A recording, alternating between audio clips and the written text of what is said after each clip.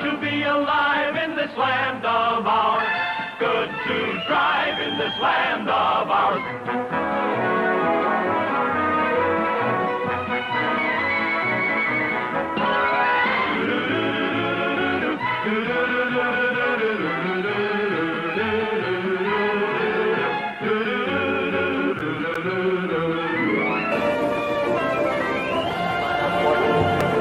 Hello, Canada hockey fans in the United States.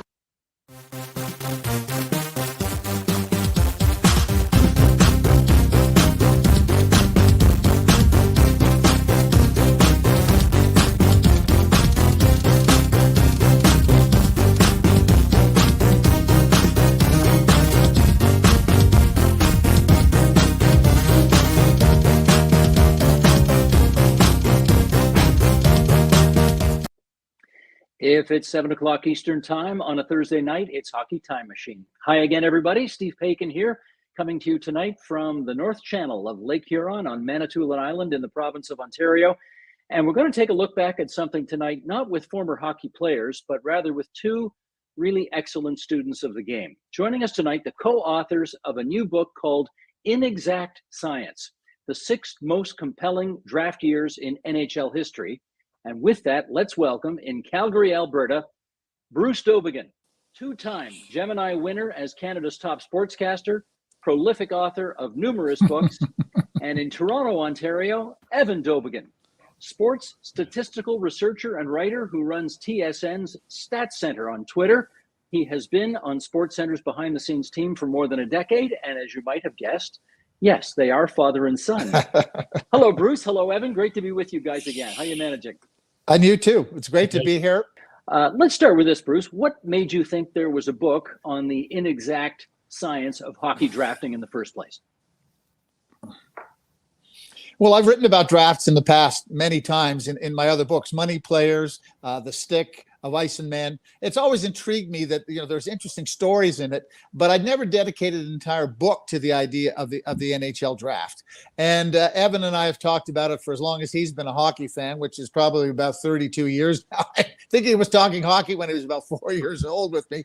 We've talked about this for years, and we've kind of got around to saying, okay, what would be the 6 drafts that we would, or what would be the drafts that we would think are significant drafts? Not ones that had a lot of talent per se, but the ones that changed the way the hockey business worked. And we got to talking a little bit, and before you knew it, we came down to these 6 years that are in the book: 1972, 1979, 1984, 1989, and 1991 and 2005. So those are the ones we settled on. And all of them have a hockey component, but they're also about the hockey business. Evan, did you and your dad have any fights about which 6 drafts ought to be included in the book? Well, I never got that sort of passionate and that like disagreements or sort of which way to go on it. I mean, usually it was he was guiding the way he wanted, or kind of a way he thought I should go with certain chapters or the direction of the book. It kind of all germinated from me thinking about like a particular draft year. Like, what about a book about a particular team that really struck it big? And I thought, well, obviously the Detroit Red Wings in 1989, there could be a whole, book on that. But then he started to, impress on me that maybe you should do broader. Like, why not, multiple teams? Or then we came just down to picking years, so you can just stick with what one team did in the draft, but what several did, and highlight, the players from those particular years that really were the big story or that had so much compelling drama behind their selections, right? So that's basically, there's a ton of years that I wanted to go with and didn't know how many we should really narrow it down to, and it, a dozen, 10, 8, and then 6 seemed a good number not to really, stretch it out too much, so we could talk more about each particular year. And so that's how we came down to that particular. But nothing ever really became such a strenuous argument. Like, we got to have this year. No, that kind of thing. Well, as long as the year had something to do with the Montreal Canadiens, Evan could be persuaded to go with one of those years. In the early years of the draft, to be fair, they incorporated it into somehow. Like, whether there was always something they did significant in the early years. But after the 70s, although we talk about it a lot in 84, and after the 70s, not so much.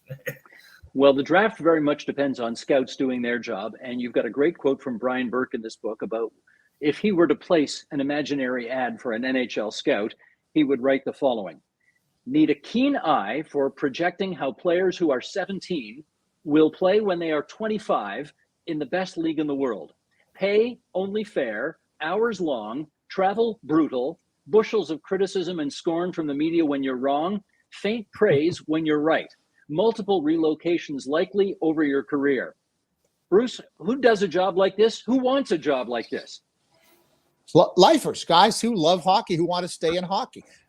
Many guys who've never really played at the top level. This is their way of staying in the game at the top, the top level. We start the book with the story that is kind of, I think, the quintessential scouting story.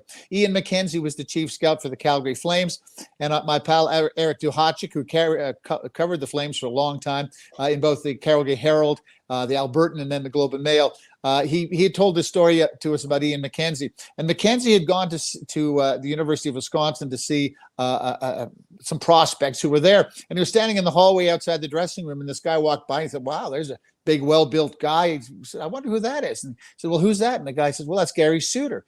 And Ian's antennae went up right away because he said, "Wait a minute, the central scouting book that I've got here says that the guy is 5'9" and about 175 pounds. This guy is 6 feet and at least 200 pounds. And so he watched him. He said, okay, clearly this guy is got the skills. So then the idea became for Ian, how does he keep a secret from all the other teams in the NHL at this time that this guy has grown 3 or 4 inches and put on about 15 or 20 pounds and has now gone from being a mid-range draft pick to being a top draft pick in the draft? Ian managed to keep the secret. The Flames were able to sneak him in. Everybody regretted it later because, of course, he was the Rookie of the Year. Mm-hmm. Evan, let's do a little history here because, of course, the draft has not always been with us. The draft was created in 1963. Gary Monahan, you tell us, was the first ever number 1 draft pick in NHL history. But why did they create the draft in the first place? Well, it's like the draft back then, if you're the number 1 pick, isn't sort of like the big, honor that it is now to say you're the best prospect out there. You're the number 1 amateur, because in those years they could, be junior hockey players up till age 20. Well, they still can, but they couldn't be selected until 20. The whole system came about, as a way to find the rest of the players that hadn't been claimed, to sort of do a better job, a more comprehensive job of securing the rights to a lot of these talented amateurs, other than the system that had been used, which was one of sponsorship, where a team would pay for the expenses and the running of a junior hockey club, and then use those teams to recruit players to develop and then take them to the next level, or by signing C forms, where they basically, their scouts would see a player, and if they thought they were worth having under contract, or at least the ownership of the rights to, they would sign them as young as 14 years old, or as in the case of Bobby Orr, 12 years old. So the system got a little insane that it was going, around that time in the early 60s, we were seeing that. So they wanted some kind of way to, legislate that whole thing. So the draft came about as a way for, if there were players still out there after the C form, sort of the rush to sign these young guys had subsided. They had a way to, have more players here and there. And so a lot of the early years, the players drafted were nothing of significance later on. And a lot of times that was very spare because some teams didn't have to draft. If you had a pick, you could say, no, we don't want it.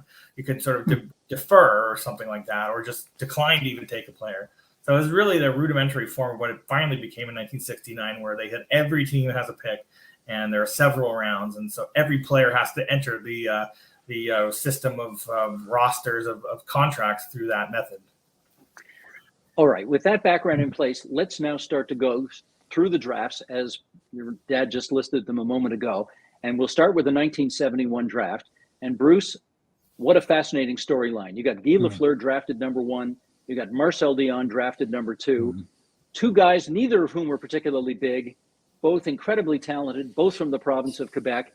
In your judgment, was there ever a better 1-2 combination in any NHL draft ever? Perhaps I think the only one that I think would be maybe Ovechkin and Malkin, maybe that might be comparable, but no, it was a significant draft for a lot of reasons, not just the fact that they were the two top guys. Sammy Pollock, you can see his picture there, the Canadiens GM, owned the league. People used to say he got the NHL to write the rules just to suit him. Back in the year before that, of course, Gilbert Perreault had been the first number one overall draft, a guy who was really worth having. And by the time that Lafleur and Dion came up for the draft in 71, it was, people anticipated the entire year. And as Evan explained, you had to be 20 years old to get into the draft in those days. So we had 4 years to watch these guys develop.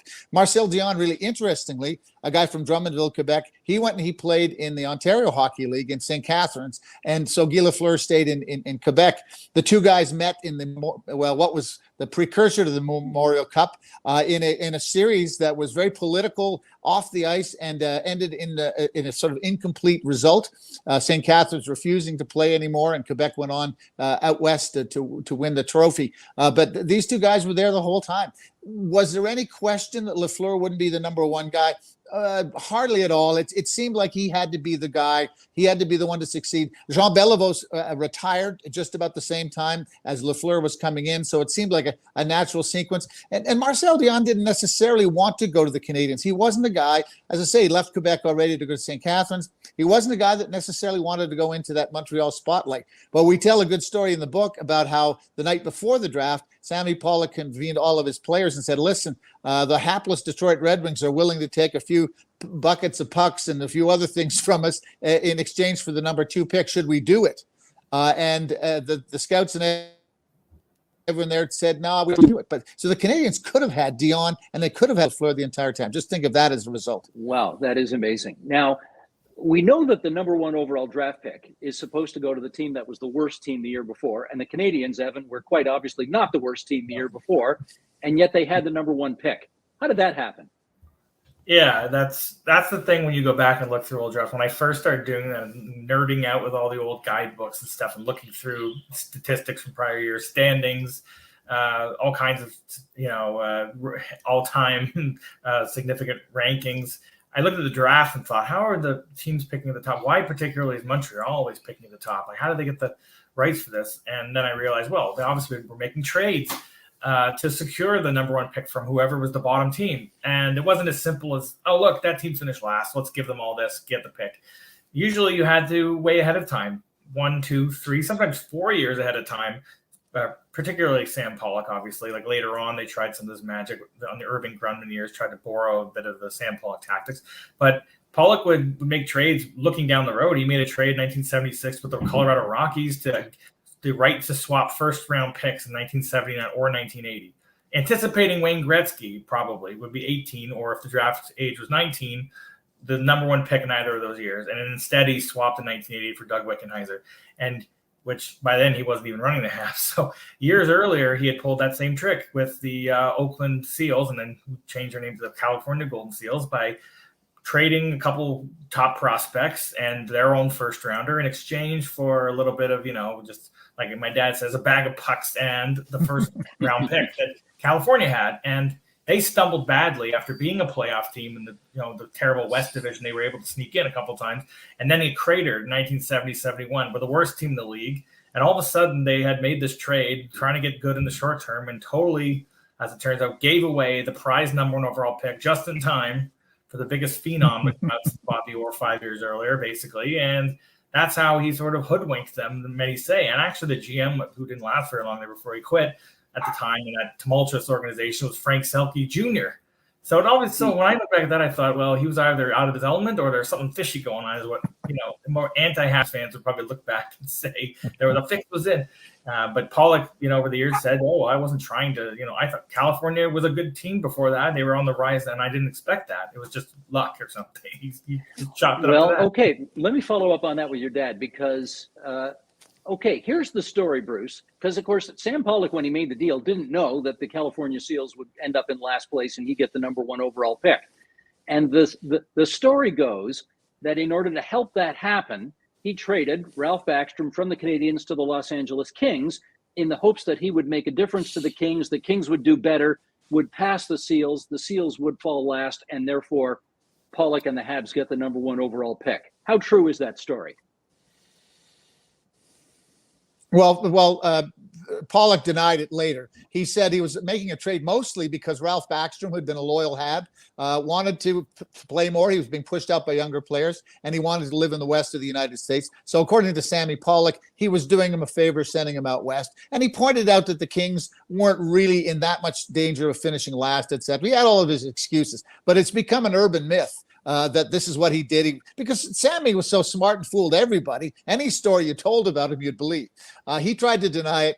However it came around, it wasn't the biggest factor in it. The biggest factor, as Evan pointed out, was fleecing the Seals for that pick from Frank Selke Jr. years before. That was the key thing. But it's a great story. And what's that old line about when the story and the myth collide? Print the myth. So that's what you do with Sam Pollock. Is it obvious to say, Bruce, that had that deal not been made and had the Seals picked Guy Lafleur number 1 overall, Lafleur's living a totally different life, right? No Stanley Cups, no scoring records, none of that. Well, the best analogy for what would have happened to him is probably what happened to Marcel Dion, because Dion went to the Red Wings, and at that point, the Red Wings were kind of a lousy team. But Dion got tons of ice time. He got special teams. He was able to get numbers for the first 3 years of his career that were as good or better than Lafleur's. So Lafleur probably in the short term would have had a chance to play a lot, amass some statistics, etc. But he'd never really played in any important games in the playoffs. Playing in Oakland, you wouldn't have seen him on Hockey Night in Canada ever. It would have been an entirely different experience for him. And I don't think that when he really finally hit his stride 4 years in, that it would have been in the right place for him. He needed to be in the Canadiens. He needed to be with an organization that could support him the way they did. And of course, the rest is history. It took him 3 years, but he finally got there. Didn't play a lot with the Habs or as much as Dion did. So I would say that would be the analogy would be what happened with Marcel Dion would have been what happened to Lafleur. Now, Evan, having said that, all these years later, we tend to think of Guy Lafleur as the better player, mostly because he played on arguably the greatest dynasty of all time. But if you look at the scoring list, Marcel Dion is number 6 overall all time. Guy Lafleur is number 27. In hindsight, do we say that the Red Wings actually, in drafting Dion, got the better of that draft? Well, from the Red Wings standpoint, no, and only because of their own, managerial incompetence, their cheapness sort of came back to bite them when Dion was able to sign as a free agent. And back then it had to do with compensation by the Kings. They were looking to make a splash, they had a really good year in 74-75. They were like 3rd or 4th best in the league. Bob Pulford had instituted a very good defensive system, and Rogi Vachon was the outstanding goalie that year. The league wasn't a Vezina winner because that was a statistical award then, but he was much more of an MVP than a lot of goalies at the time, other than Bernie Parent probably. And Dion ended up having all his significant years for the most part in LA. So it worked out great for the Kings from that standpoint, that he was the star that sort of sold hockey a little bit, but not as much as Wayne Gretzky, as we know. And so when you look at it, Dion had the better career, but I'm not sure in terms of personal stats, but I'm not sure if he was the better player, only because Lafleur had to perform in much more high-pressure situations on a team where he was expected to do all the things that Jean Beliveau and Rocket Richard had done. And there was nowhere near that pressure for Dion at first coming in for Gordie Howe, but then after he was done in Detroit, there was even less pressure than that, obviously. So he kept himself away from injuries more, probably took better care of his body. He got all the ice time in the world. He wanted to put up big numbers. So he had all of these advantages on an individual level, but he never got the chance to really shine in the playoffs because a lot of the time his teams weren't good enough. He was the only player they could target. So it's a little unfair because we never got a chance to see Dion that much, shine in the spotlight. But yeah, he had a more accomplished career for sure. And as he say in the book, he said, I have way less, I have way less accolades than he, but I'm probably saner as a result of that. Well, follow up with this, Evan, because interestingly enough, the story ends with the two of them being teammates on the New York Rangers. What do we know about how that went? Guy was making it well known toward a time where he was announced to be going to the Hockey Hall of Fame in 1988, 3 years after his retirement, as the minimum waiting period, that he wanted to get back into the NHL, that he was ready to play. His duties to the Canadiens were done, his playing contract and his ambassador deal, whatever thing they had going with him, they soured on each other, and he was ready to go back and play at hockey. And Phil Esposito was willing to bring him in and sort of said, like, oh, I'll give Guy a chance. He can try out for us, because other teams were looking at it. and they brought him to their training camp and then gave him a contract, and he came back to the NHL, played that year. And they had acquired Dion at the trade deadline in 1987, the Rangers. So all of a sudden, I don't know how often they really got on the same line, because that year Dion got into about 31 games or something like that. He spent most of it in the minors, which he was okay with because he wanted to improve his game. He wanted to get back to the level he was used to playing at.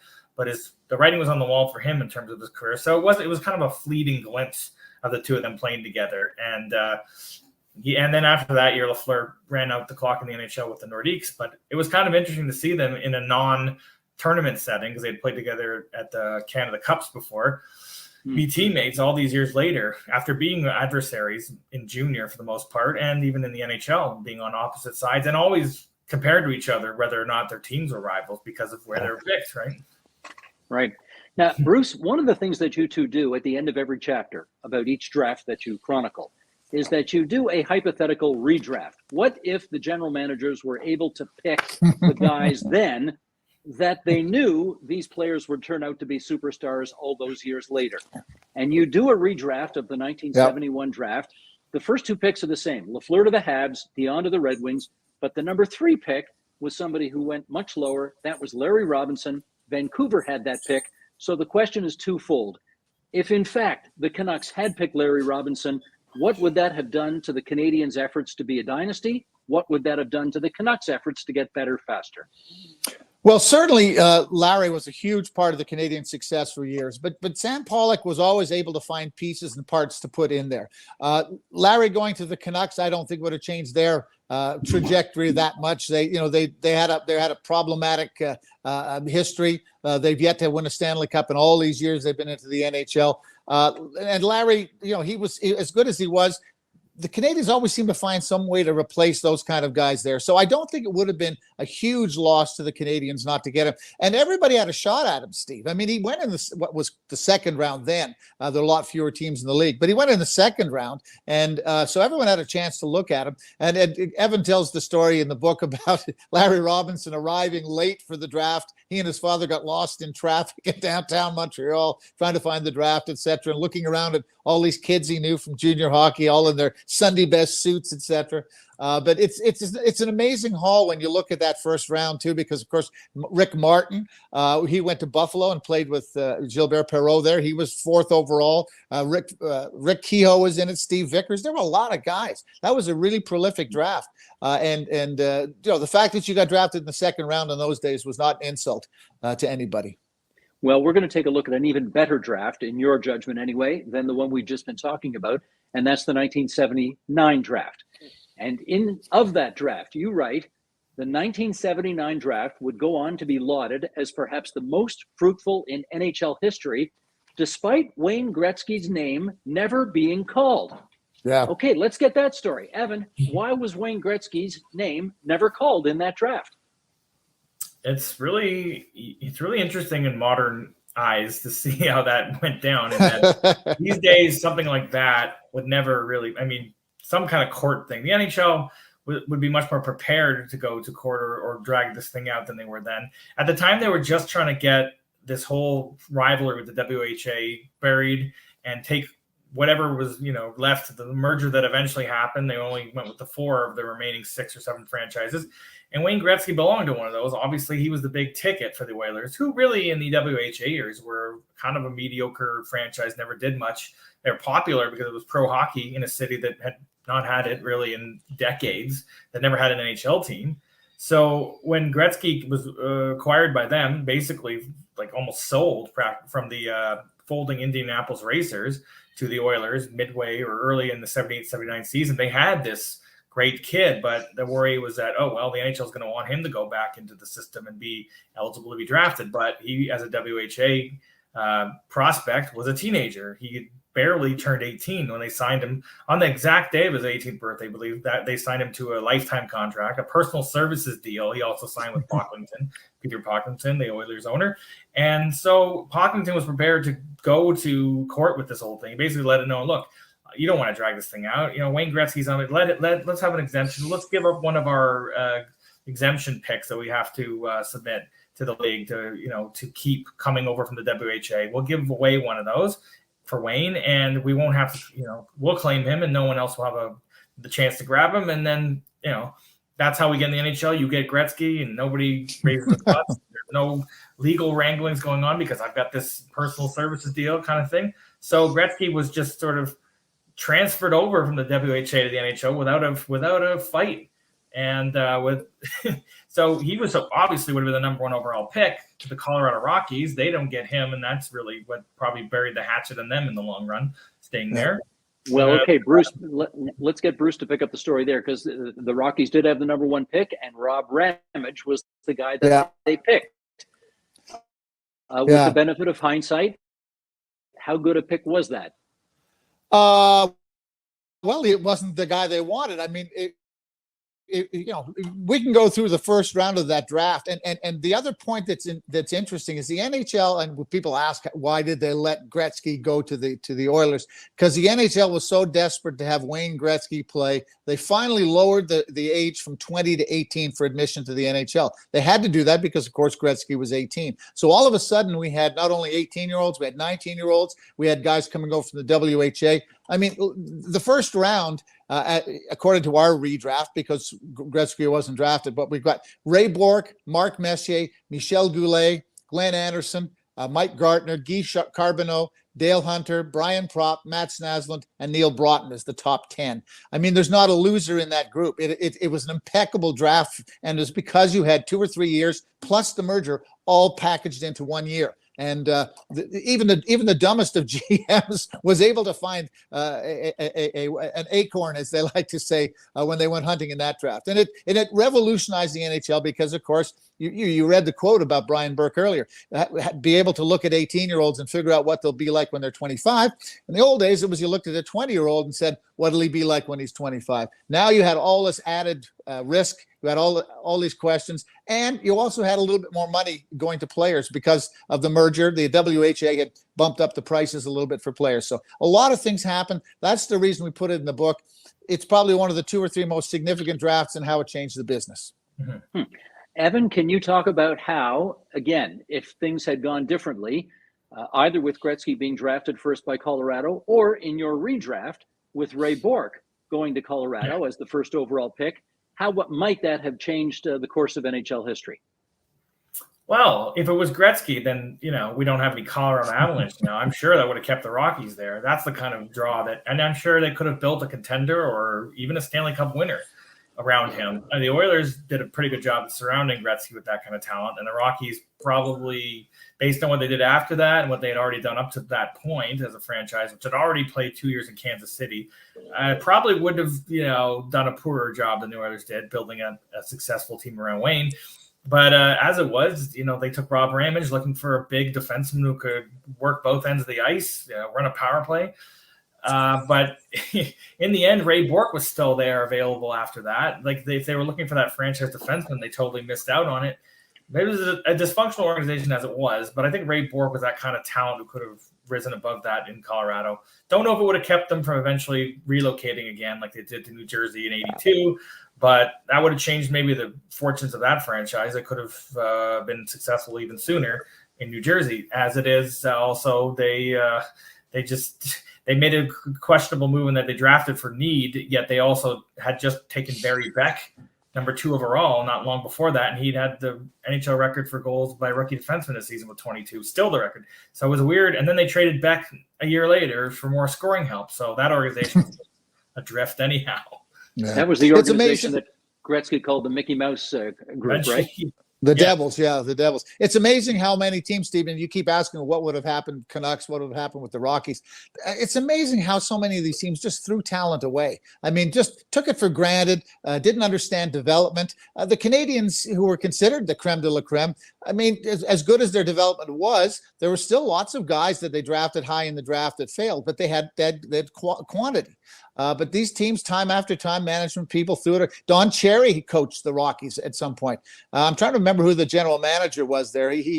Cherry always talked about how much he hated the general manager. I think it was Ray Miron or Max. Ray Myron, yeah.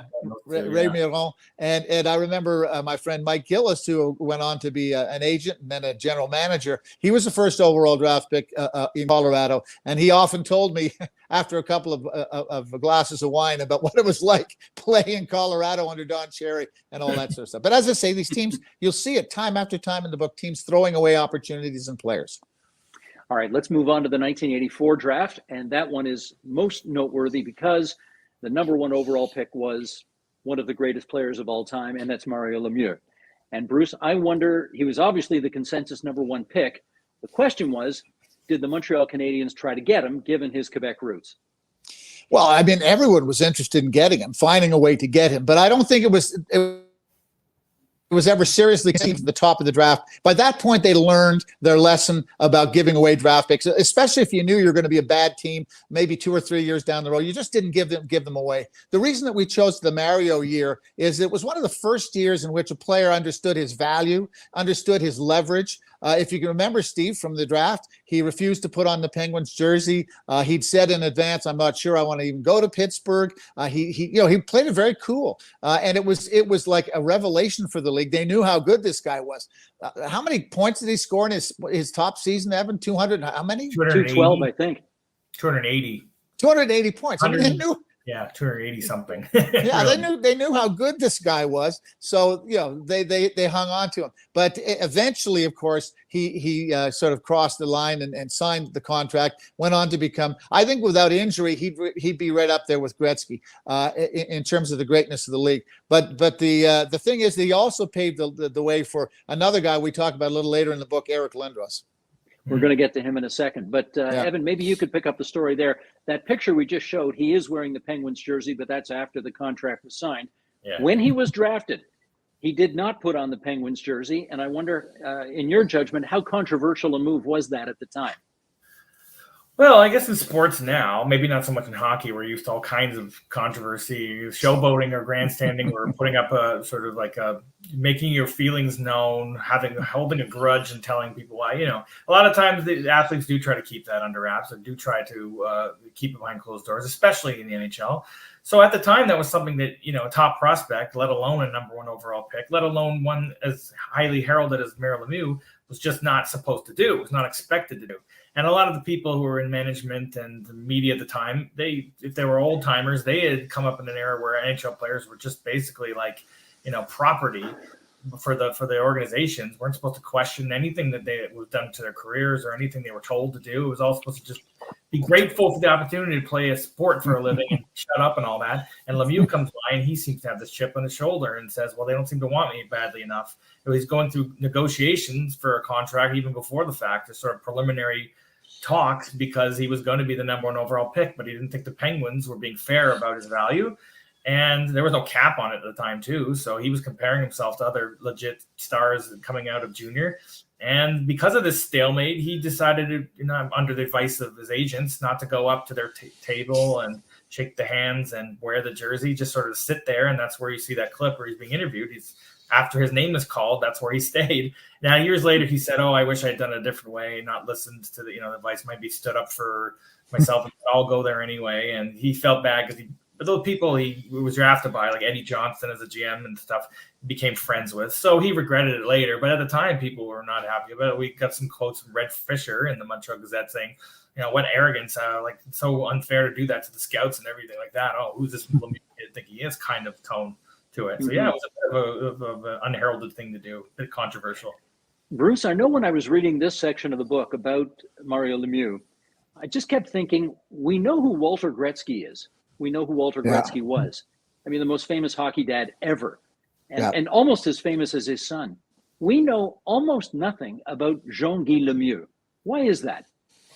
Well, we know he was a hockey dad. We know he didn't have a high profile. We know that Mario also didn't go play for the Team Canadas. He didn't do a lot of stuff that Wayne Gretzky did.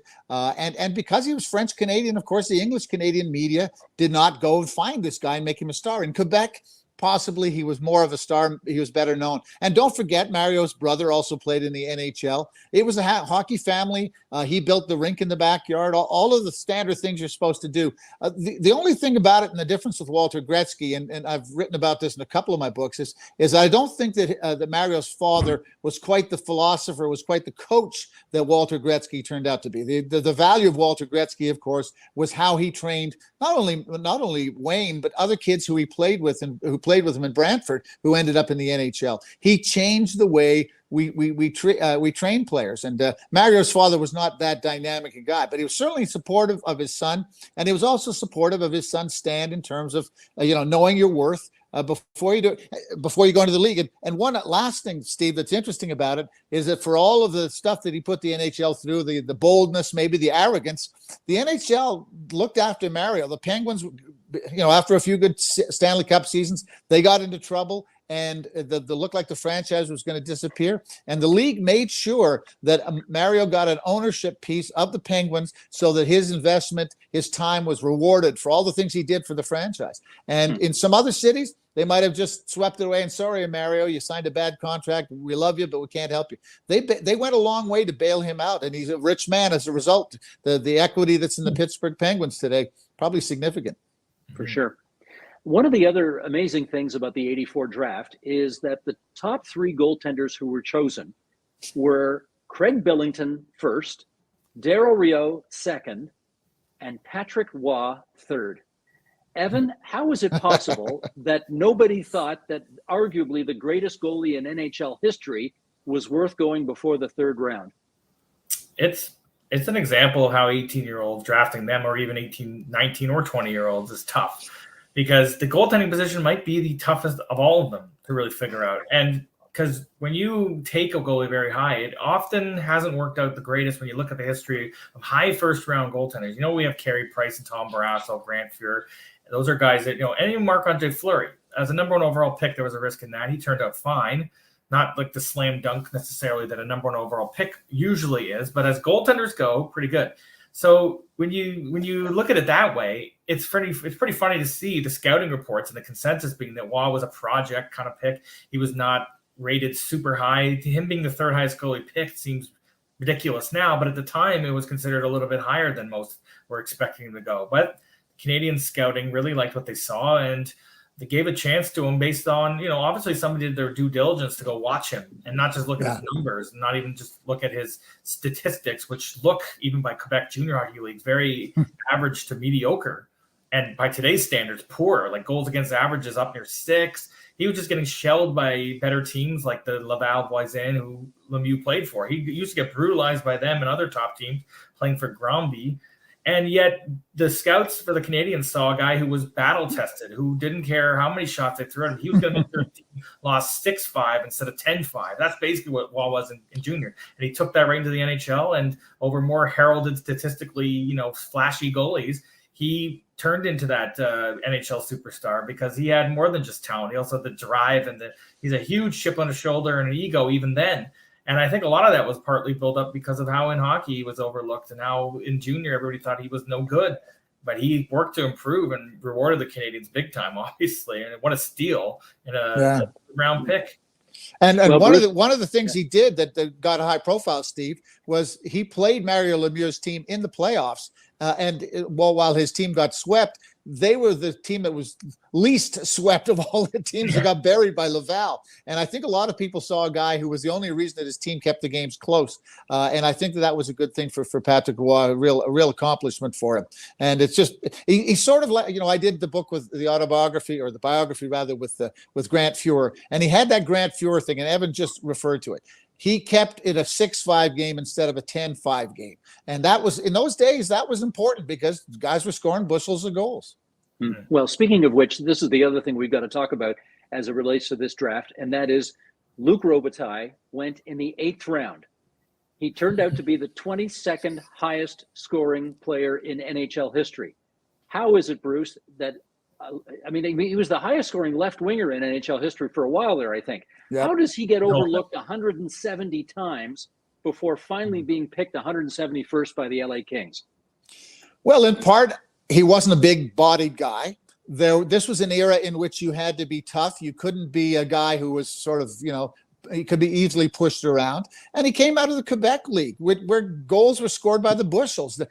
Goal scorers coming out of the Quebec League were a dime a dozen. Look at the guys who played on the line with Mario Lemieux, the numbers they put up, and they were failures in the NHL. So there was a certain skepticism about him. And this again gets back to what we talked about with Marcel Dion, and going to a place where he could get ice time and play a lot. And also in LA, no pressure. It's not a hockey town. Whatever you do is fine, etc. So it was a perfect thing for Luc to go to that franchise. He got hooked up with Marcel Dion. He got hooked up with some other top players over the course of time. Dave Taylor, some skilled guys. And so that was a specific opportunity for him.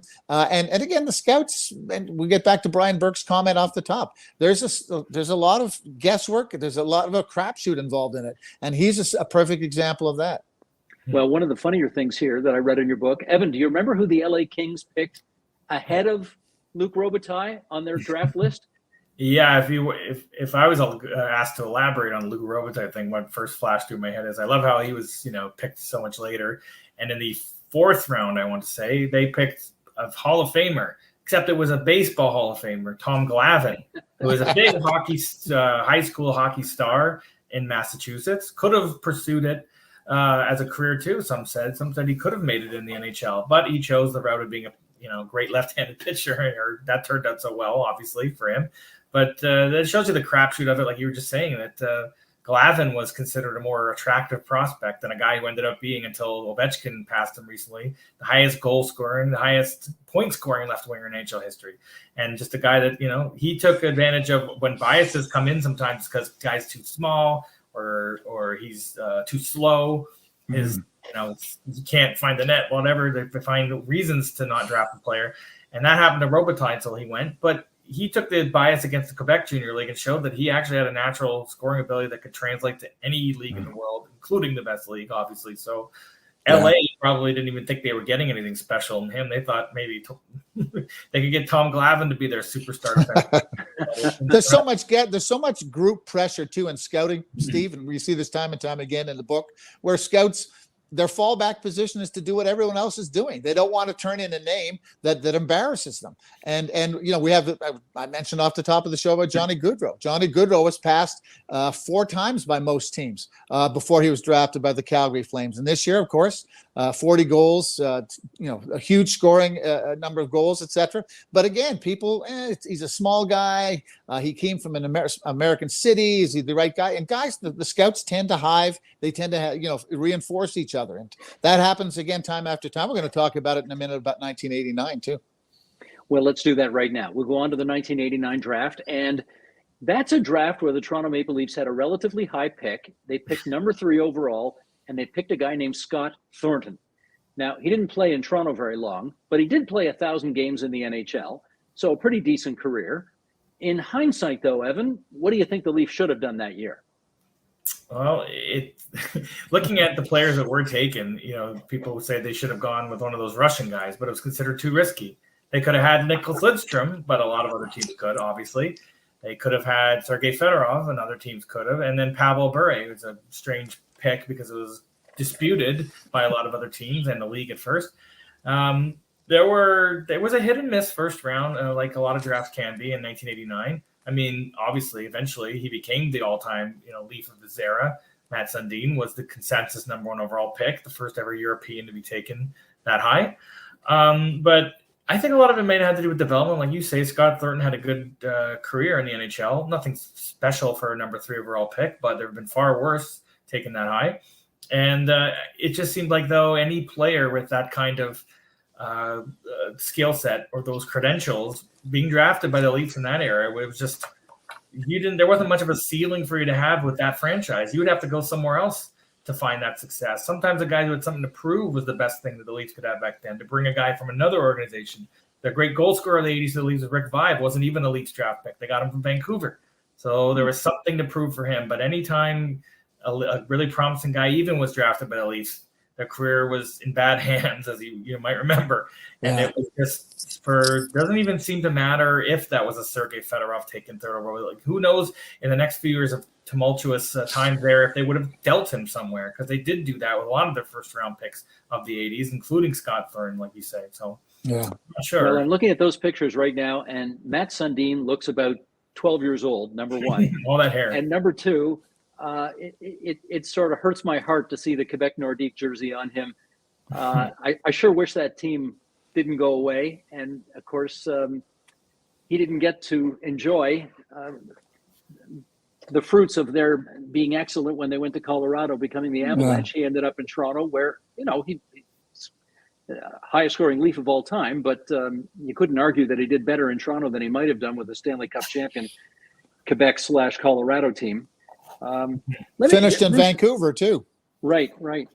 I think the Leafs would have taken him, Steve. As much as I'm going to knock the Leafs, you and I we were working at the same time at the same station, and with all the Harold Ballard stuff, so we don't have to, reinforce it. They made gross mistakes. I think this is the year, Evan, isn't it? The year in which George Armstrong drafted the three guys from Belleville. Weren't they all from Belleville in the first round? Yeah. So Scott Thornton was one of three picks that they had in the first round. And George Armstrong, the chief scout, didn't seem to want to go much further than Toronto.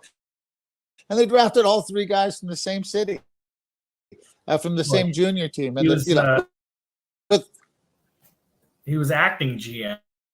It wasn't even their permanent GM, because they to give the job to Floyd Smith. They were using he was a scout, but he'd also been the head coach the prior year. So they were so short-handed in terms of like positions, despite whatever money they had. They were not equipped with the great scouting, and there are a million managerial positions now in teams.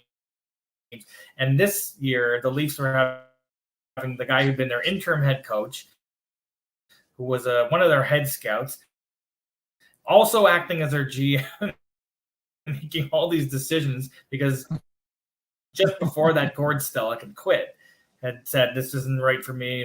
He basically said what everyone else had been saying, like, why am I the GM of this team? I'm done trying to keep this job. It's too crazy. I can't do it, And so George Armstrong, a longtime loyal Leaf employee and great captain for the team, did that. And they took three guys from the exact same team. Yeah, there was Thornton, but then there was also Steve Bancroft and Rob Pearson. Those are the three guys. Yeah.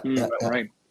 Bruce, you remember Jimmy Devellano from the Red Wings, and you've got him quoted in the book as having said, "We would draft the best players, and if they happen to be behind the Iron Curtain, we would use our ownership resources to find a way to get them out."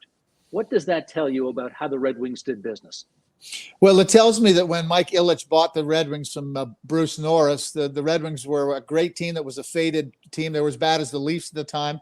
And Mike Ilitch wanted to be the best team in the league. And for years, he tried doing things the way everyone else did. And it got him nowhere. He was able to draft Steve Yzerman and a few decent players, but they still couldn't win big games in the playoffs. And it was at that point when he trusted his scouting department. Jimmy Devellano was the head of the scouting department. Holland was there. A bunch of guys. Kenny Holland, there. There's Kenny Holland. Neil Smith was the head of their scouting. They decided that they were going to be bold and they were going to exploit the Russian market. People were always afraid of the Russian market. By that point, you'd have been able to draft them, but the Russians would either show up fat and out of shape, or else they never you couldn't sign them. The Red Wings decided that they were going to pinpoint a guy like Sergei Fedorov, and they were going to bring him over and sign him. And the significance of this draft, this is the opening of the modern age of the NHL. Before, it was all who played in the CHL the year before, a couple of U.S. college guys, maybe a few Swedes. That was it. This opened up a whole world of Europe, and especially the skilled Russians again. And the story of Pavel Bure, as Evan mentioned it, the Red Wings were prepared to draft Bure. This is in addition to Sergei Fedorov, in addition to Nick Lidstrom.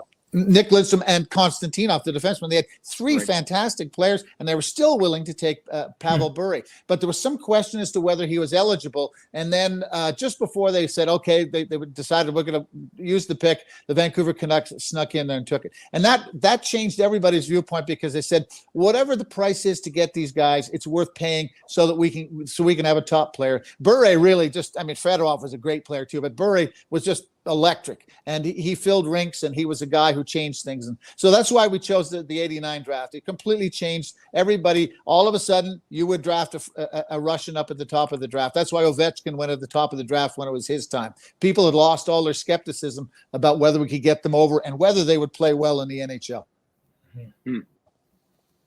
All right, let's move on to the 1991 draft. And as you guys indicated a few moments ago, this one was somewhat evocative of the Mario Lemieux draft, because the number one pick this time is a guy named Eric Lindros. He's picked by the Quebec Nordiques, and he does not want to go to Quebec. Evan, tell the story. Why would he refuse to put on the Nordiques jersey? What went into that? Well, at the time, it was characterized a few different ways than the truth ended up being, and that time would reveal to be the reasoning. But a few mixed messages came out of Lindros camp. They didn't exactly hide their sort of opposition to him going to play in such a small market, where his opportunities for endorsements and other avenues of entertainment were really shut off. Also, he would have had to learn French, which was just another added burden to it. But admitting all that set off a firestorm, because it was around the time of a huge constitutional challenge. It was the whole Meech Lake Accord. It was really just bad timing for Lindros and his family when they basically said this. They turned it into a political thing to the Nordiques. And it was only until years later we realized, that it was mostly because he just didn't like Marcel Aubut, the owner, that he didn't feel like this was the right guy to be in charge of his career. Like other players we have talked about before, getting drafted to a team, even when they knew that team was not the good fit, was run badly. If they knew enough to say that, they still didn't deny that they wanted to go there. They did not roll out or anything either. They just decided that, this is my way into the NHL, so I'll just make it work. And Lindros and his family said that's not going to happen because we don't like this guy. And years later, sort of certain events made it seem like they were actually pretty rational in that decision making. But as you point out in the book, it had more to do with Marcel Aubut than French-English relations. But Bruce, take us back to, we're talking now 31 years ago. Canada was in the midst of a major constitutional crisis, the Meech Lake Accord, as Evan pointed out, and even Prime Minister Brian Mulroney was urging Eric to sign with Quebec. How did this become such a national sensation? Well, because it was Quebec. It was at a time in which the Anglo-Canada wanted Quebec to stay in Canada. And then you had this guy who said, this is my family and I don't think this is the right opportunity. And the optics were terrible for Mulroney if this guy snubbed Quebec and went somewhere else. He felt like Quebec had earned the right to draft him by being so terrible all those years. They should get what everyone else had got. In retrospect, you can remember, Steve, we covered this story on CBLT night after night. The reaction we had a Radio Canada sports reporter who worked with us, and he was outraged that Lindros wouldn't go. But the significance of this year and the reason that we chose it is, again, it's a guy who's using his leverage to go where he wants to go. And this happens at the same time as John Ziegler is out as the NHL president, and we get Gary Bettman coming in as the NHL commissioner. And then more importantly, Alan Eagleson is basically defrocked as the head of Players Association. And we no longer have, we start to have salary disclosure in which players can compare what they're making. They weren't allowed to compare what they were making with each other. And so they always had their salaries repressed. And this, Lindros's actions and what was happening with the NHLPA made all sorts of things start to happen in terms of the salaries. Gretzky had been given a good salary when he went to LA, but they said, okay, that's a one-off. He's a great player. Lindros was able to dictate a contract that most guys had to play 5 to 7 years to get. And it changed the optics completely. And he was fully backed by the new head of the NHLPA, Bob Goodnow, who made sure that Eric was given all of the leverage he needed. And it was ugly. There's no doubt about it. There were people people who are very hurt to this day who are very hurt by it. And did it cost Quebec City their franchise? Well, to a certain extent, had they gotten Lindros, they might have been able to build a new arena sooner and might have saved the team. And then sadly, of course, as soon as they left and went to Colorado, all those young Nordiques guys that we saw a few minutes ago, they became great players. So a lot of things going on from an economic point of view. And then again, from the point of view of a player saying, I'm going to go where I want to go. Evan, I well remember that there were people who were saying at the time, okay, good for this kid, good for his family. They're sticking his interests first and foremost. And if he wants to hold out and eventually force a trade, as it turned out to the Philadelphia Flyers, okay, good for him. I also well remember there were lots of people who said his two parents are a bunch of head cases. They're sticking their nose where it doesn't belong, and they're upsetting the entire apple cart. Who do they think they are? Okay, pick up the story there. How do you think that all resolved itself? Well, I think that the problem is that there were other issues along the way for the Lindros family and his NHL career, and that the Quebec thing wasn't just the one and done kind of. They ran into, going up against the hockey establishment again in Philadelphia. It's probably not, he got traded there and was excited about it and everything to be able to play in an American city with such a history. But, Bobby Clark being the GM there eventually, and Ed Snyder owning it and being right behind Bobby Clark as an all-time Flyer great, meant that he was also going to be running up against sort of that culture. And so when he would complain of his injuries or his treatment, that meant he was just going to get, again, defamed in the media. But his mother and father, especially in the case of his mom, didn't do him favors by being very vocal about it. They would go to their contacts in the media. They're very willing to let people know what they felt behind the scenes. So he was just unlike any other hockey superstar, and that you knew exactly what he was thinking and why he was being so contentious. And before that, it was all kept hush hush and away from the media, So yeah, this guy was Connor McDavid. He had that ability, but he couldn't stay healthy. And as you say, Steve, all the politics kept tripping him up everywhere he went. He got into fights before he got into junior. He didn't want to go where he was drafted in the junior leagues and all that. So he had a reputation that made it. They named him the captain of Team Canada for the first Olympics, NHL Olympics in 1996. And there were a lot of people who thought he didn't deserve it. The team face planted, and that was put on him too. And then finally, of course, in some ways, Eric Lindros' legacy will be that he's the one who kind of made the NHL understand about head injuries. Eric had so many severe ones and just tragedy that he couldn't play at his full ability because of those things over the years. And I think, again, one of his legacies will be that if only the NHL had the rules then that they have now about hitting people in the head. Mm-hmm. Now, Bruce, tell me this. I know that was 30 plus years ago. I don't know that we've had another example in those 30 years, in those interim 30 years, of a player saying, look, I don't care that you drafted me. I don't want to go there. Figure something else out. Do you think those days are gone where a player picked first overall can basically seek his own destiny?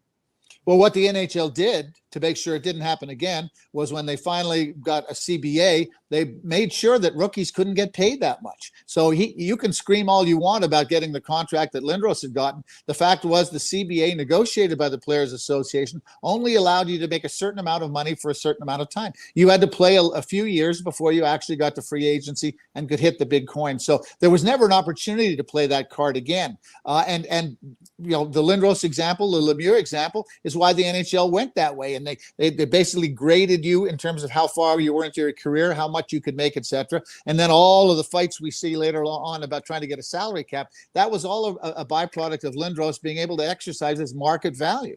And so it didn't happen again. And I think that, the agents and people like that, they understand that unless it's the worst place in history, there's no upside to fighting about it. You're kind of stuck in a system for 3 years and maybe 5 years before you can get out. Gotcha. All right, let's move on to the 2005 draft. And this draft, I guess, was particularly noteworthy because it was coming the year after the lockout. And so there was a bit of a lottery in place, and Pittsburgh and Anaheim were the two teams that were vying to get Sidney Crosby. We know how that one turned out, and we know what it meant for the Pittsburgh Penguins. They've been a multiple Stanley Cup winner under Sidney Crosby. I guess, Evan, I want to start by asking you, what if that flip had gone differently? What if Anaheim had picked up Sid the Kid? How would hockey history be different? Oh, well, I think that it might have actually grown the game more in terms of like, where it's not traditionally popular, like i.e. Southern California, as Gretzky did when he became an LA King. But, the Ducks are sort of the poorer sister of that scene, you might say. Despite their success winning a cup, they could have really used a superstar like Sidney Crosby to get extra attention on TV or in person. And, the crowds would have been huge. They wouldn't have had that lull sometimes that you get in those Sunbelt team cities when the team's doing poorly or not well enough. You see empty seats everywhere.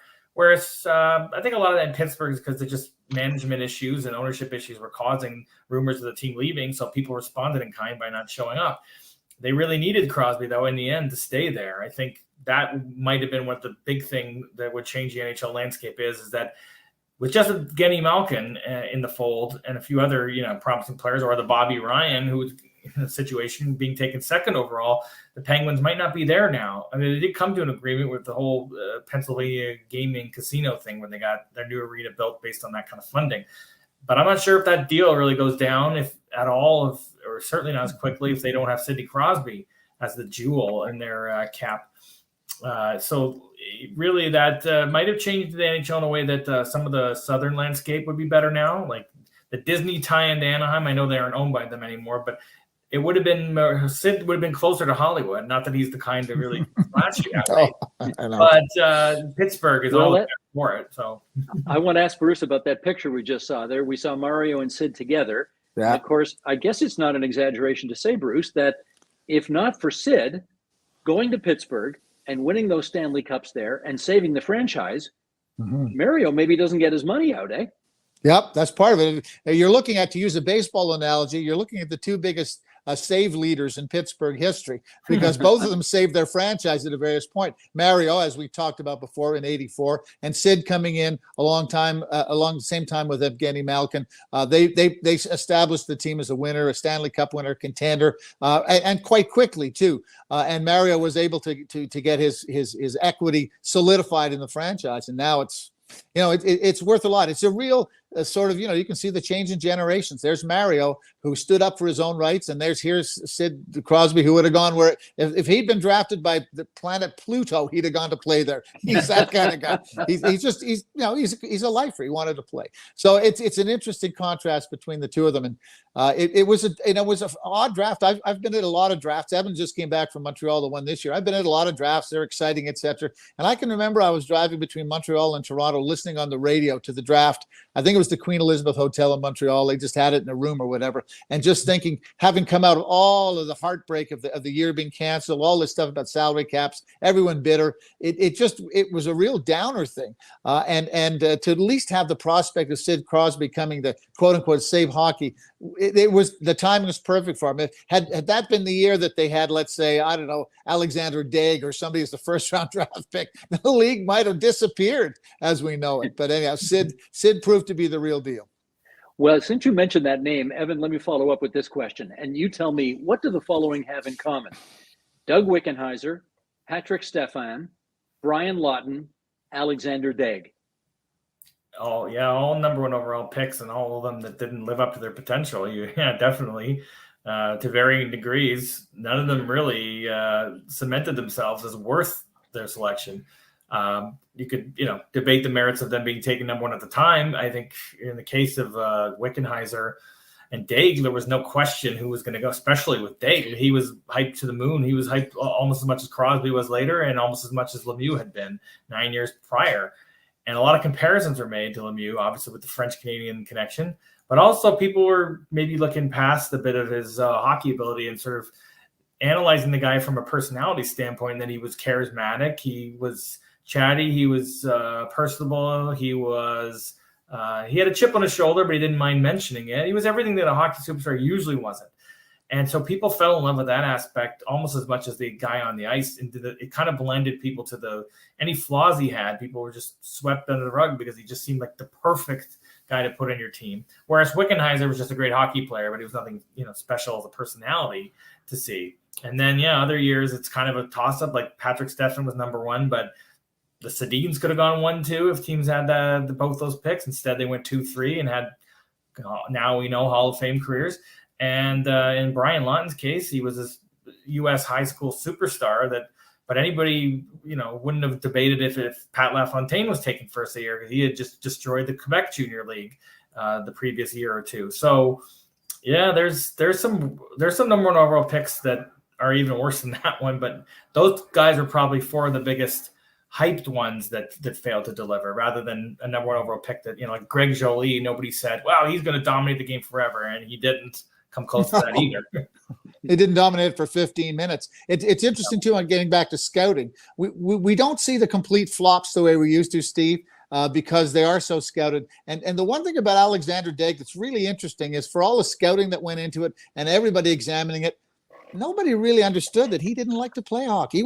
He didn't enjoy playing hockey. He didn't enjoy the job of playing hockey. Hockey was his catapult to get him up to be. He wanted to be in TV. He went on a TV show dressed as a nurse one time, and all sorts of. And listen, I'm all for guys doing different stuff. I don't care. But he didn't really like hockey that much. And frankly, if you hang around hockey players long enough, and I've been covering them off and on for 35 to 40 years. There's a lot of guys who are just taking a paycheck. It's a great way to make a lot of money, but they don't necessarily love the game. And that's part of what Brian Burke was talking about, looking at scouts, guys who can see into a person's heart. And that's a tough thing. And Sidney Crosby, there was never any doubt. Alexander Daigle, there should have been doubt, but nobody seemed to see it. Well, let me pick up on that issue of scouts and what they see or what they don't see. And Evan, you guys refer in the book to built-in bias that most scouts have and need to overcome if they're going to be good at their jobs. Just talk about that some more. What kind of built-in bias do many scouts have? Well, like not for this book, and in my own professional life, not being a fly on the wall for a lot of scout meetings and what they do going out there. I mean, there are books out there, and some of them that we used as great sources for this that explore it. They can sort of, like my dad was saying earlier, a hive mentality is a bit of a problem. And, I interviewed a few other people, to get modern perspective on this. There's a lot of people we got in touch with that gave us some really good insights that way. And one person interviewed, Craig Button, said that he even remembered going to see Mario Lemieux, who was, supposed to be unbelievable. And then it seems like the scouts, for fear of, I don't know, maybe looking like they were just going with the consensus and not having a mind of their own. Well, all these biases they even had. They were sitting around with his father, Jack, who was once an NHL GM, then later was the head of scouting with the Capitals, also ran the Central Scouting Bureau out of Montreal when it first started. A lot of his pals were sitting there and whispering stuff about, look at that FN Lemieux, look at him to not back check, and he's so soft and he's so skilled, but he's never going to make the NHL doing this and that. And they were all being like negative. And then later, he was on the car ride back, and he asked his dad, like, why were so many of those guys like picking at Lemieux's flaws like that? And he goes, well, sometimes when you've been in scouting, maybe a little too long, you start to notice these trends and you start to bash on players because of little things that you've probably seen other players display that made them flops. It could be their own bias, and that they've had like players that they were certain or confident would be great in the NHL, and they didn't come through. And it was because of little things like not back checking, not skating hard enough, not being physical. So they carry that with them. It's more of the advanced scouts. And maybe when their time in the game comes to an end, it's partly because they are starting to miss the boat. They're maybe they've been so long in the tooth that now they're not modern enough, right? Yeah. And Mario had been around for 4 years as a junior too. They had, with 18-year-olds, you don't get 4 years to pick them apart. Mario had been there for 4 years. He turned down Team Canada for various things. There were questions about his attitude. And one guy I spoke to said he'd need a passport to go into his defensive zone because that was foreign territory to him. So there was a lot of that. But they had so long to pick him over, Steve. And the 18-year-olds today, you just don't have that long to look at them and to pick them over. And the other part about hiving too is that the media hive too. I mean, our colleagues, there is a sense of everybody a consensus. He's the guy, and everybody piles in because you don't want to be the one who's wrong and be the only one who's wrong and look stupid. So there's a lot of that kind of judgment that goes on, not only with the scouts but the media, and the media affect the fans. Again, when we saw with the Habs in the draft this year, the media had been telling them that they were going to draft one guy, and they drafted another, and all the fans in the stands, well, this can't be. I mean, the media has told us he's the guy. Wright is the guy, and now we're somebody else. So those mentalities come into how you choose your team, and it's not always pretty. As long as you mention that, let's just talk about this year's draft for a second. And Evan, the reality is, and 27. Whoops, what are we hearing there? I don't know. Okay. Let's talk about this year's draft for a second, Evan, because as Bruce says, the guy who everybody thought was the consensus number 1 pick ends up going number 4. Not number 2 or not even number 3, but number 4. The ramifications of all of those European players being picked ahead of the guy who everybody thought was going to go number 1. Play that out for us. How, if we're having this conversation 10 years down the road, does any of this actually matter at the end of the day? Well, no, I don't think, it could look fun. I attended the second day of the draft, and as I was going there, the first round was happening, and I was passing through Ottawa on the way, and I could just had recently been right past the Senators Arena, and they were all on the local radio, weren't even talking about the draft so much. They were talking about Alex DeBrincat, but then I could get the Montreal feed. So I heard the announcement made, and there was sort of a mixed reaction, and I thought, well, this is funny because how is this going to look if this guy turns out to be the steal, right? There were some people comparing him. He was Slovak, and the other was Czech, but there were people comparing him to, say, Jaromir Jagr. And when he was picked 5th overall, that was seen as a little off the board. And he turned out to be this, way better than most of the people taken after him. He was an absolute superstar, gave Pittsburgh another generational type player after already having Mario Lemieux. So if that turns out to be the case with the Canadians, then we're going to laugh at the fact that everyone said it should be Shane Wright. It's going to be Shane Wright. But in the now, there's a lot of questions that could be asked about it. That's not such a bad thing because nobody was asking those questions when Alexander Daig was selected over Chris Pronger or Paul Correa, right? So it's going to be really interesting to see how it plays out. And some people are going to try to jump the gun a little early. But like you say, 10 years from now, that's kind of when we can really assess it. 5 years, maybe. But people will try to make their determinations 1, 2, 3 years from now. And it's always premature, right? And they're saying stuff about who knows, like superstars now in the league who are still in their prime and haven't won anything. Austin Matthews or Mitch Marner or something. Mm-hmm. They're saying about them, they're not winners. They can't win in the playoffs, and this is never going to happen for them. But Alex Ovechkin was 31 when he won his first Stanley Cup. I mean, he won maybe a little more, or more playoff rounds than these guys have so far, obviously. And even Steve Yzerman had won his share of playoff series without a cup, and he was almost 32 when he won his first. So it's really – and it's too early to bury some number 1 overall picks from recent years too. So everyone's already trying to do the analysis, but the analysis is going to change in a year from now or 2 years or 3. If Shane Wright starts off better, he might in 5 years from now be a bust. Who knows? Right. The thing about this year's draft too, Steve, is there's different kinds of drafts, and this was a draft in which there was no really number 1 guy. I mean, Wright was touted as being the number 1 guy, but there was lots of debate about him. In a year in which you have a Mario and a year in which you have a Sid Crosby, it's a different kind of draft. This one could have gone anyway, and most of these guys, it's a 3 to 5 year process before we're going to see almost all of them. If you look at the playoffs the way they went this year with Colorado and the final with Colorado, how highly skilled, how physical, how athletic these guys are. And 18-year-olds just are not there anymore. And I think that's something we have to get our heads around. It's going to be a very rare young man that gets right into the NHL and is able to take his team in a hurry. Right.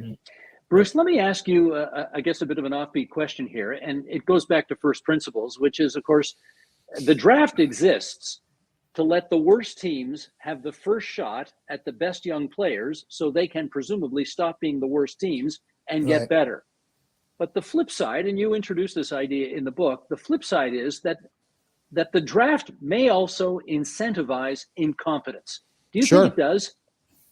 I think it certainly did for a while, and both the NBA and the NHL have had problem with what's called tanking, teams at the end of a season, making sure that they don't win so that they can get a higher draft pick. Now they've had, because of lottery balls and all that sort of stuff, they've tried to incorporate that.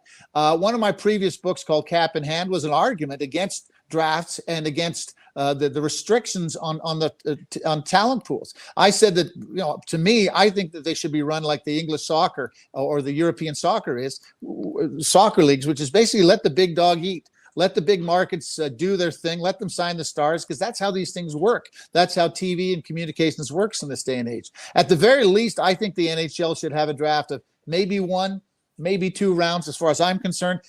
Apportion the best players, but let all the other guys be free, and so they can be signed when they're ready. This idea of having a 7-round draft, they used to have a 12-round draft, and these guys would be tied up for years. You would tie up all the available talent. It would be much better if you had guys when you really needed them, you could sign them, and they could go off and do their development without a general manager looking over their shoulder all the time. So if it were me, that's what I like to see, a 1 or 2 round draft, the way the NBA does. Now, obviously the NBA has a smaller roster and everything, but I'd like to see that. Assign the big guys. You need a TV show with the stars, etc. But all the rest of the guys, let them go free and be signed when they're ready. Okay, in our remaining moments here, I want to go away from the draft and I want to focus on writing. And I want to know how 2 people write 1 book. Evan, how did this actually happen? Well, it wasn't like this sort of piecing it together, collaborative thing where you write this chapter, I'll write this chapter, you write this much, I'll write that much kind of thing. It was sort of more like the burden of a lot of that for one author, the burden of a lot of it, you just not only have to write it, you also have to figure out who you're going to bring in to talk to, where to find that, where to go to get those contacts in.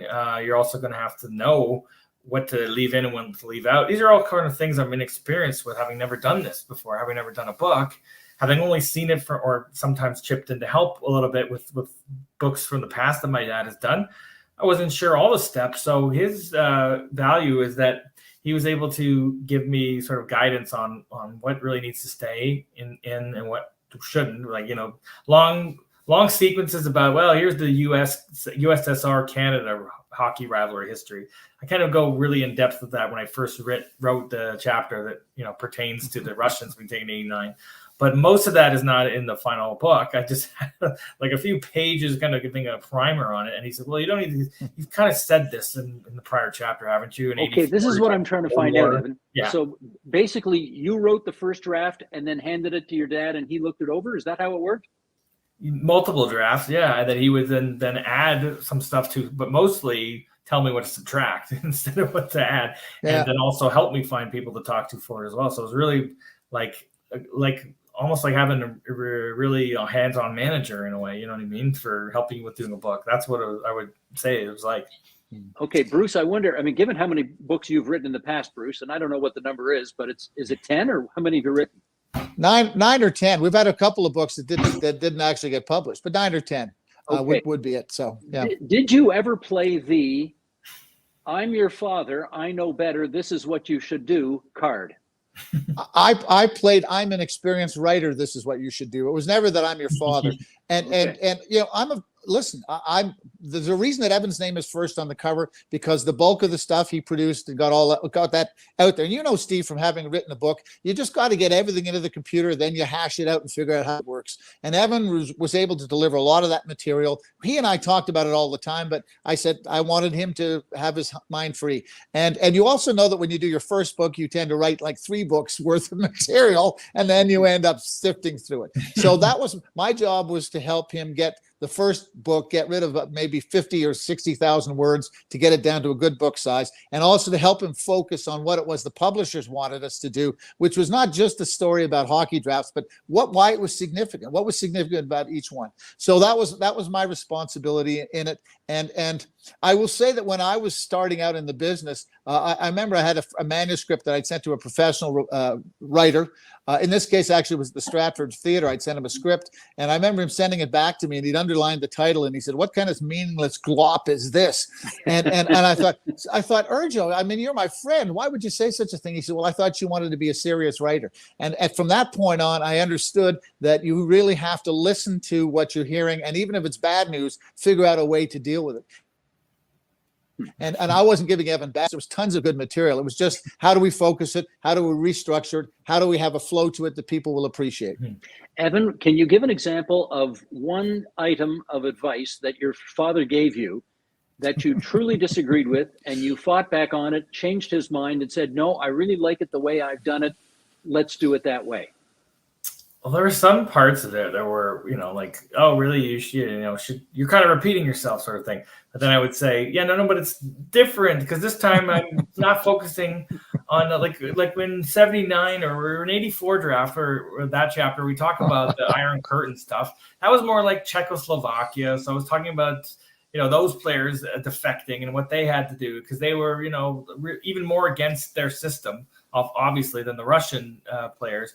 So in 89, when I'm talking about defections, it's different because those guys have the hardest one to do. In the Czech sense, it was like at some point the Czechoslovakian hockey board were letting their players go to the NHL, were getting paid. They were the NHL was doing transfer payments and stuff to allow these players to be signed or drafted in 1 year, particularly because all these guys in the early 80s went up for grabs. There was a ton of Czech and Slovakian players that entered the NHL to further the European pool. So I said, well, I'm saying something different this time in 89 because these guys are really having to escape the heart of the Cold War, the heart of the Soviet Union, not just an outlier, country where the people sort of have this resentment for the Russian overlords anyway, kind of thing. But other than that, it was not really, there wasn't really anything where I said, well, you're not going to let me take this out for sure. We sort of negotiated and made compromise, and thankfully, on a lot of that. It's a negotiation, Steve.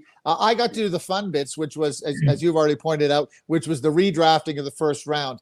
I got to do some of that sort of stuff, and I suggested that. I suggested things along the way in terms of the flow of certain chapters. But those are the fun things to do, and we're working with a publisher and we're working with an editor of the publisher, and they have their opinions too. And I will say that Michael Holmes, who was our editor at ECW, he had some really good suggestions, which we incorporated, which neither of us thought of off the top. So yeah. It's just a good experience, and it's fun to see your son doing something and achieving something.